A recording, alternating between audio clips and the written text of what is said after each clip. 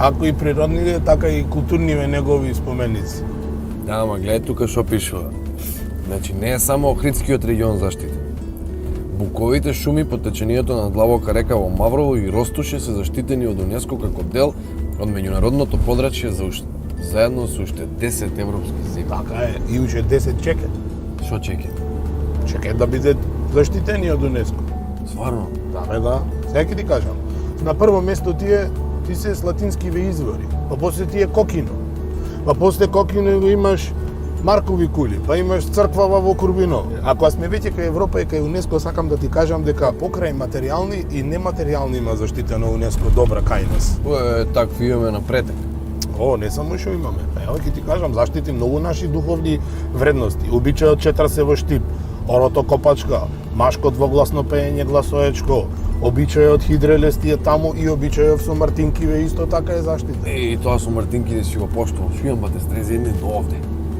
Пака се шнираат унот крз вака цели. Море тетрапак еден, не такви Мартинки, Мартинки, оние што се редат на рака, оние. И такви за напролет. Овие што се фрлаат после на кров. Не, тоа зап беше. Чекај ќе видам, не. Остај го телефонот.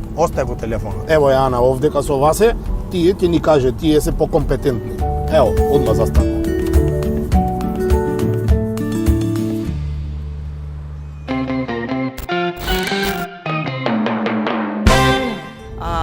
Морам да те прашам што се друго во нашата земја ја има привилегијата да го има тој знак на ЮНЕСКО покрај себе, затоа што не е Охрид само ЮНЕСКО тука. Така. Здраво Ана, здраво на цела екипа што е тука во позадина.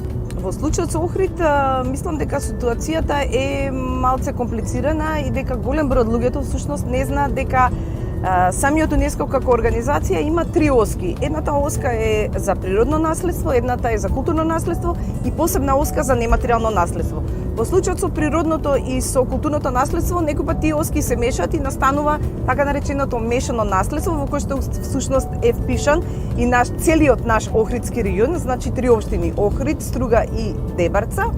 И тоа е особено важно од причина што само 26 локации во светот го имаат овој статус на мешано наследство. А тоа е многу важно бидејќи како прво големата важност на ЮНЕСКО е затоа што кога ќе постави еден елемент или еден тип на наследство на некоја од овие листи, го валоризира во светски рамки.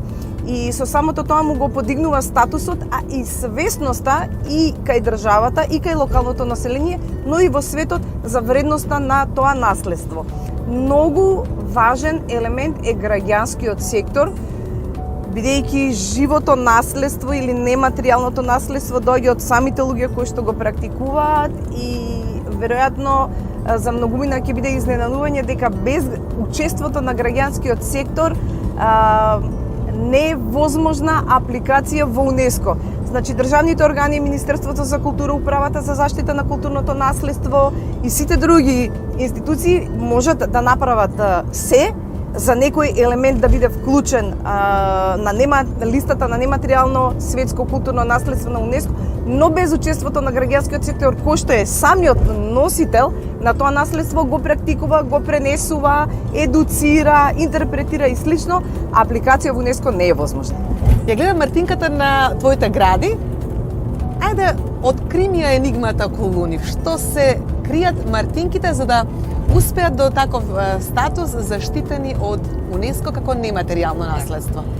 Верувам дека после 10 години наша активност и 10 традиционални јубилејни манифестации посветени на ЮНЕСКО кои што ги организира Хајмус, голем дел од нашите граѓани веќе знаат што се Мартинките, мали црвено-бели ајмајли кои што се подаруваат околу 1 март со една традиционална порака која носи навистина позитивни вести и посакување на љубов, среќа, надеж, здравје во годината која што доаѓа. Мартинките се еден комплексен елемент кој што не го фаќа само нематеријалното наследство, туку ја офаќа и природата, го фаќа оној природен контекст, дека тие во минатото се правеле од природни материјали и потоа традицијата налага откако ќе се подарат и се носат да се со желба да се закачат на некое дрво, со што се затвара тој еден циклус во природата на тие така наречени пролетни обредни активности, како што милува да ги нарекуваат етнолозите. Не само што го валоризира, значи на светско ниво и не прави видливи, туку на некој начин сите оние засегнати страни што ги нарекуваат стейкхолдери, значи треба да си го најдат исто своето место во таа целата една пирамида на тоа наследство, за да може да биде само одржливо.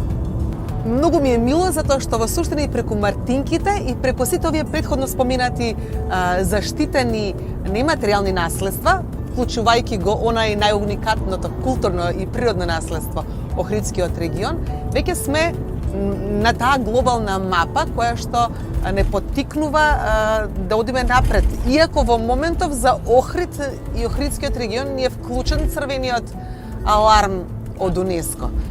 Зошто ни е значајно УНЕСКО? Зошто треба да се грижиме да го имаме тука во суштина? Во случајот со Охрид вклучено е црвеното светло, бидејќи во последниот извештај кој што е доставен до Македонија и кој што може да се прочита на интернет, има неколку важни референции кои што не се почитуваат, а тоа е заштитата пред се на животната средина, значи подигнат е многу голем аларм на тоа ниво. И второто кој што мислам дека исто така е многу важно, а тоа е отсуството на вмреженост помеѓу државните институции кои што се задолжени, а ги има неколку министерства, државни, локални, културни, природни институции кои се занимаваат со наследства или со администрација и секако граѓаните кои што се засегнати со истото тоа наследство. Едно наследство е многу важно да биде поставено на листата на УНЕСКО и да го задржи тој статус, бидејќи не само, како што реков, му дава економска бенефит, туку едноставно тоа е начинот на кој што тоа наследство понатаму треба да се заштити, да се промовира и да остане за некои следни генерации да можат да учат од него. Благодарам бидејќи толку убаво ни го интерпретираш она што го имаме како наше културно наследство. Ќе си дозволам да кажам дека тоа е нашиот најголем капитал кој што го поседуваме и не едначи со вредностите кои што Европа ги има и ќе им закачам на Стрезо и на Стефан на 1 март мартинка, тоа ќе ми биде подзадолжително. Ама ќе ти се јавам да ми најдеш каде да се набавам кои жени плетат мартинки. Нашето наследство е нашето најголемо богатство. Односот, грижата на државата и на граѓаните кон едното наследство всушност ја одразува интимната хигиена на еден народ кон своето минато. Благодарам многу. После ова немам што да кажам, да видам Стефан и Стрезо што ни подготвила.